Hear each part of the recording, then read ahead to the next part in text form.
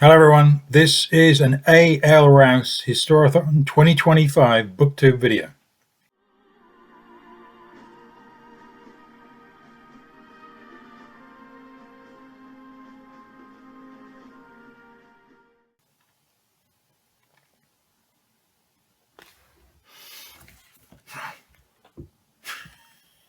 Whoa. Okay. So, as you can see, this is a guidebook to Maritime Greenwich, is what they call Maritime Greenwich.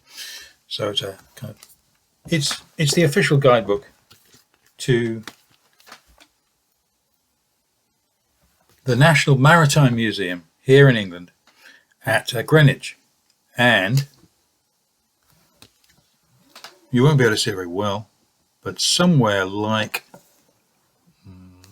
there is the Royal Observatory, and that is where they measure Greenwich Mean Time from.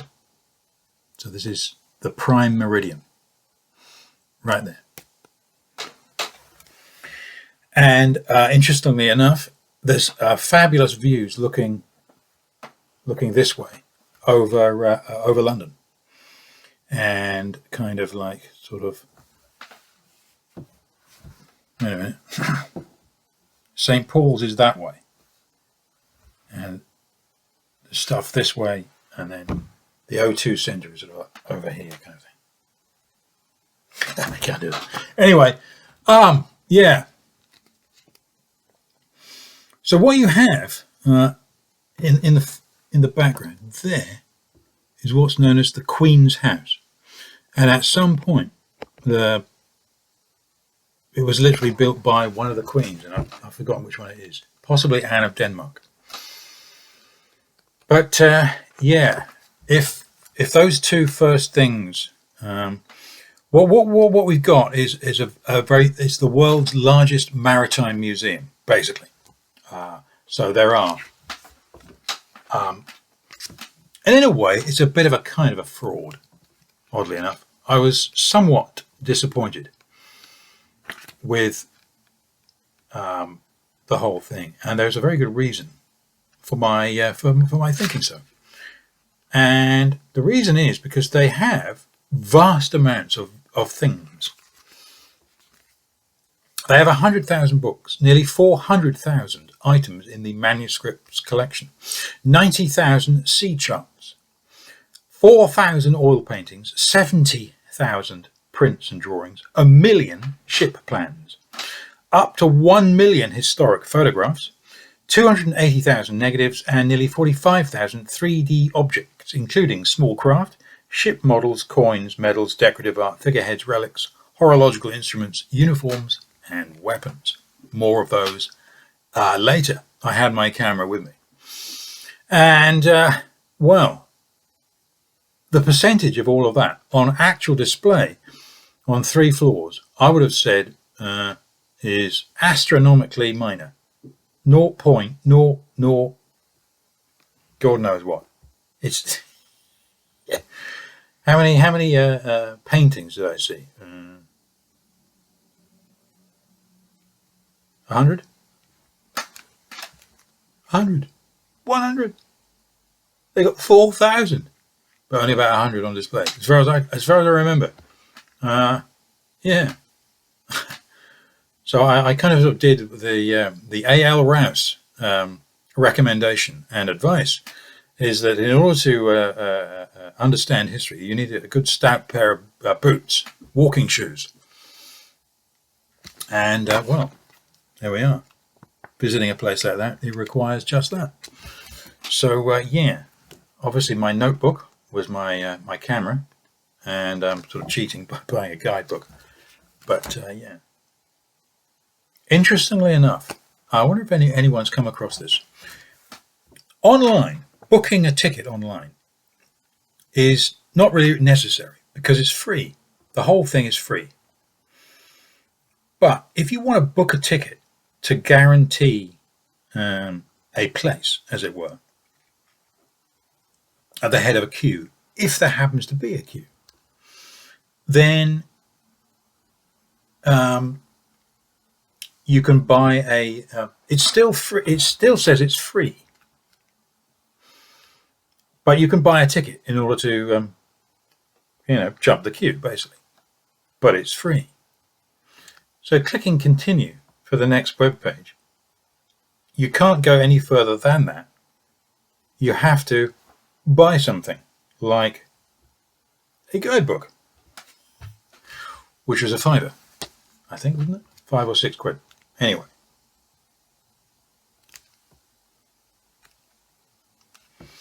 So to get your free ticket, you have to spend some money. It's only £5 or £6, but you still have to spend some money in order to get a free ticket. Is that right? I don't think that's right, but in a way, it's a very peculiar way of getting people to buy a copy of the guidebook, which is a good idea, peculiarly enough. And I'm going to have to return to Greenwich for a second visit, almost certainly. Or rather, I would definitely, I need and would like to do so. Yeah, how about that?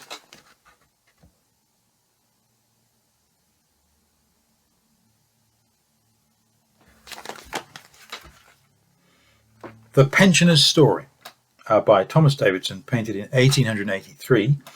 A pensioner talks to visitors in Greenwich outside the King Charles Court of Greenwich. So what are these buildings all about? They weren't built as to be a museum. So what they were was originally,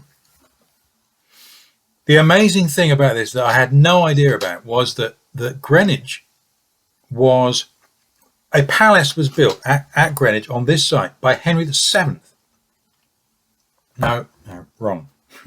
By Humphrey, the Duke of Gloucester at the time, well before that, in the 1420s. He was the regent to Henry VI. Yeah, in the early 1400s. And Henry VII, I think, did he knock down the tower built by the previous guy, the Duke of Gloucester, and built a palace instead. And for about 30 years, Greenwich Palace formed the principal residence of the King of England, and therefore it was the principal place for all diplomatic and international relations, the hub and the centre of the king, the court, and government. Thereafter, there was a thing called Whitehall that was built over to the west of the city, and that superseded Greenwich. So what happened to the site in the meantime? It's a 200-acre site. So there's lots of parkland, sort of, wait a minute. This is only the beginning of the parkland. The parkland goes over this brow of this hill, and it goes sort of that way as well, and this way. Yeah, there's lots of it. And basically, fairly soon after that, it becomes, well, these things get built, and they are a hospital for sailors. And then they become, there's a school for sailors' orphans and the like. And then I'm going to pause this now for delaying somewhat, shall we say, in decision making. And sometimes it seems almost as if she's the only wise person in her court. You know, she has her advisors giving her advice, and she's sort of saying, no, I'm doing something completely different. And it is almost as if she's doing something completely different because she's a woman, because she's in touch with her femininity, and she thinks that that's the best course of action to take. And it works out. And Walsingham is wrong, and Burley is wrong, and Leicester is wrong as well, up to a point, but perhaps less so. And yeah, And then again, maybe she just got lucky. There is an interesting kind of point in the conclusion. Her success as a ruler was very much a personal triumph. For much of the devotion and loyalty she inspired was attributable not solely to her authority, but to her glamour, her magnetism, and her charm. Yeah. And she's a human being as well. So she has a temper, and she has character traits, and these are not avoided. And I did get talking to one of the members of staff at the Greenwich Museum, interestingly enough, because of course Elizabeth is relevant to this, to Greenwich. And I was talking about this book, and yeah, I was surprised to hear that there's nothing mentioned in this about her direct involvement with John Hawkins and slavery, or rather slave trading, a specific voyage to head out to Africa to get some slaves, to sail them over to the Americas and sell them, and then bring the money back home. Elizabeth apparently had a share in that. So in certain modes of thought, she's going to be kind of cancelled or up for cancellation, presumably, or at least demoted to a lower platform or something. But interestingly enough, the lady at the museum, she latched onto this fact. It's, oh yeah, they do that, don't they? You know, oh, that's exactly what they do. Oh, typical. Yeah, right. Anne Somerset, Biography of a Royal, 1991. Fits the bill, eh? They just simply, in the past, perhaps, they just left out the slavery bit completely. But it turns out that there's something else that was missed out from this biography as well. I mean, Miss Somerset is not sort of kind of, and she's not a monkey. She hasn't got a monkey brain. She knows what she's writing. She knows what she's adding and subtracting.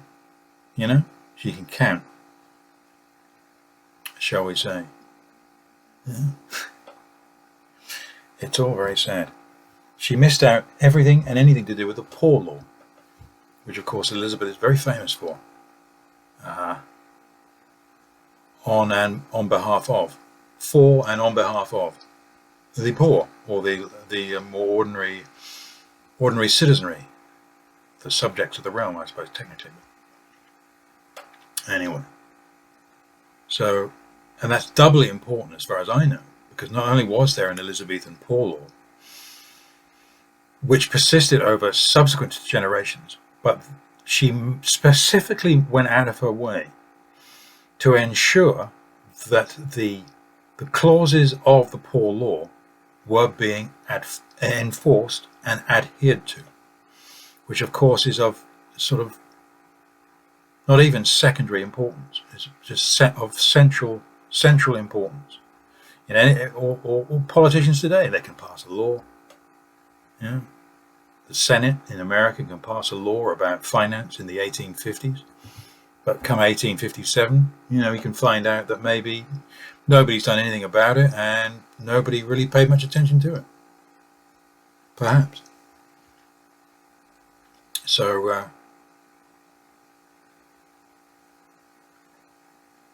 everyone in England was supposed to have 3 or 4 acres. Everyone was supposed to have a home and 3 or 4 acres. And she specifically went out of her way to make sure that that was actually the case, and to actually make it happen. And all of that is absent from this book. Completely absent. And it's the only thing that's absent, apart from the Slavery Association. of its day. So, yeah. Make of it what you will.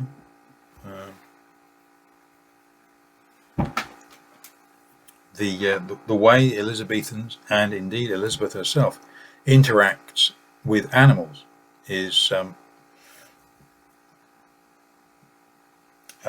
what is it? It's an arresting read. There are some arresting passages that will give you an insight into Elizabeth, the people around her, and her life and times, shall we say. So, in other words, animal rights, but I don't think they had very many, if any at all. And Queen Elizabeth used to wield a crossbow. Yeah. Okay, so I've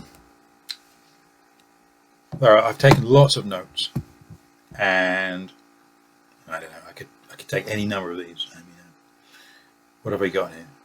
Monopolies. Monopolies. What were they doing having monopolies? Class. The doctrine of monarchy. Gentlemen.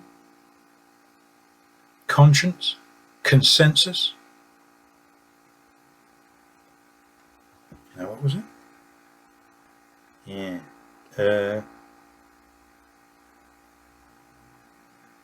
The vulgar common people. What's that all about, eh? Traitors, spy networks.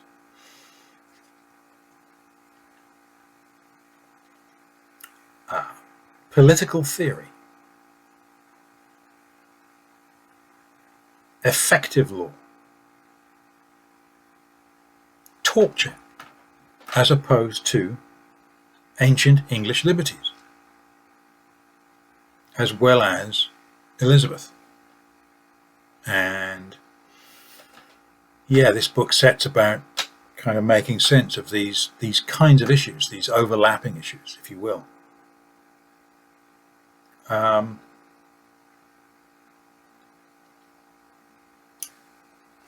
If I remember rightly, it's something to do with one of the things that's really struck me was public opinion.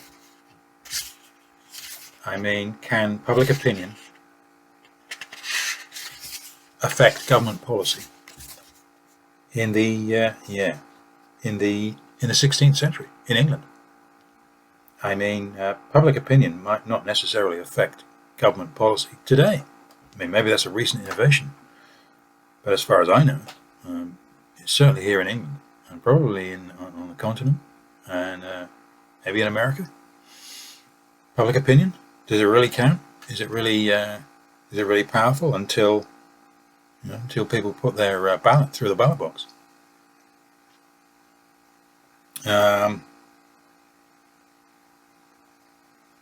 Yeah. One of the things that comes across throughout the book, every now and again, is just how smart Elizabeth is, just how sharp and intelligent she is.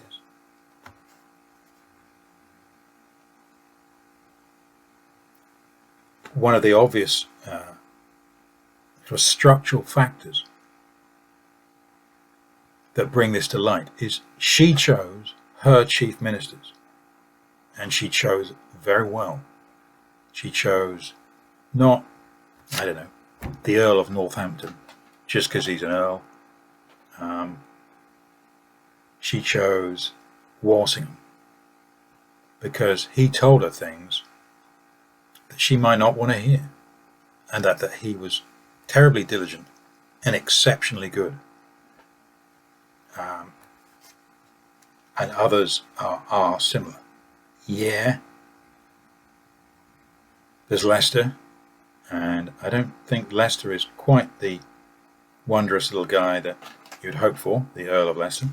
And Essex, the Earl of Essex, he's obviously talented. They're both very talented, but whether or not they should be commanders of the army in the Netherlands, for example, or on the high seas, attacking Cadiz and so forth, is clearly debatable and questionable, shall we say. But there we are. We are in the 16th century, and it is terribly interesting, quite moving to begin to sort of pick up on certain kind of large movements, as it were, across time, where you can see the Middle Ages or the later Middle Ages, and also the early modern period and the later early modern period that's inevitably kind of, coming down the railway track, so to speak. Yeah. I came across a funny old word from yesteryear that I've never heard of, that I think is very much of its own time. And that was the word slupper, out of interest. But of more obvious interest is that Elizabeth herself used in conversation the word mince, as in talking, mincing. These mincing words from whomsoever it was, which I'm glad to share because it's, yeah, she's the Queen of England, and the Queen of England, the ruler of the Queen of England, the ruler of England in the 16th century, and a Tudor, and that kind of sort of says some stuff that this book will kind of explore and develop.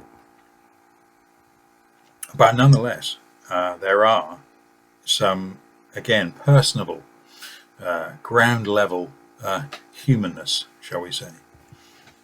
And yeah, one guy had the temerity to suppose that he was informing Her Majesty about events and what looks to be the likely course of events. And she replied to him in no uncertain terms at one point, "But I know more than thou dost, Mr. whoever it was." Perhaps she didn't say it quite like that. She said, I know much more than thou dost." And gave her her hand for him to kiss at some point. Again, that's, anyway, I'm trying to give a broad range of just how good this book is, basically. Yeah, there's tittle tattle on page 128 and 9. There's some motherhood. There's lots about getting married.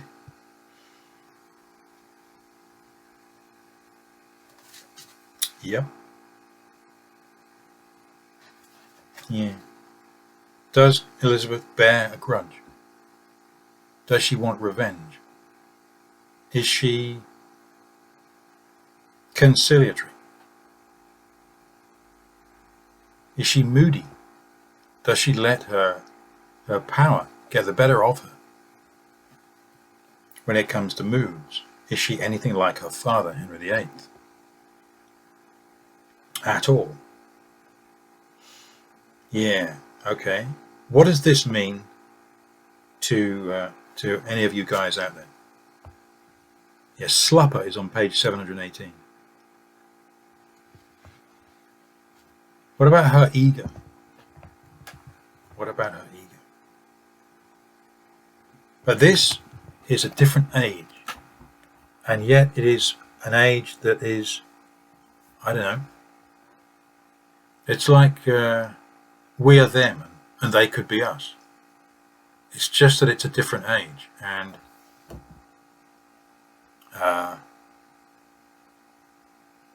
one example how I can,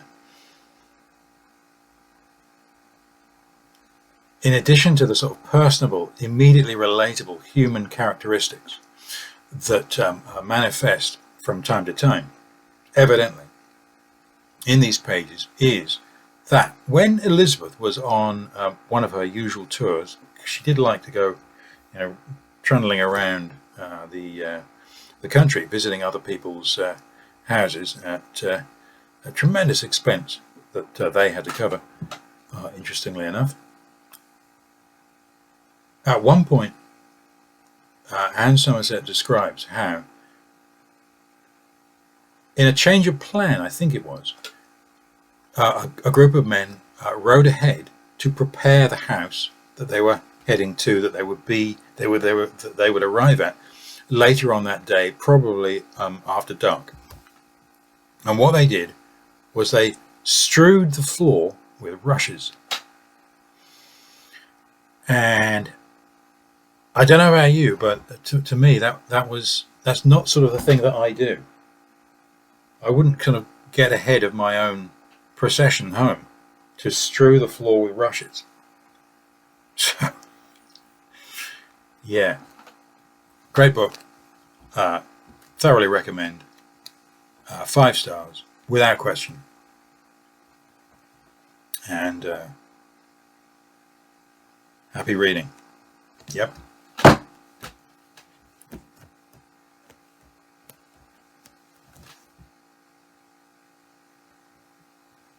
Elizabeth I.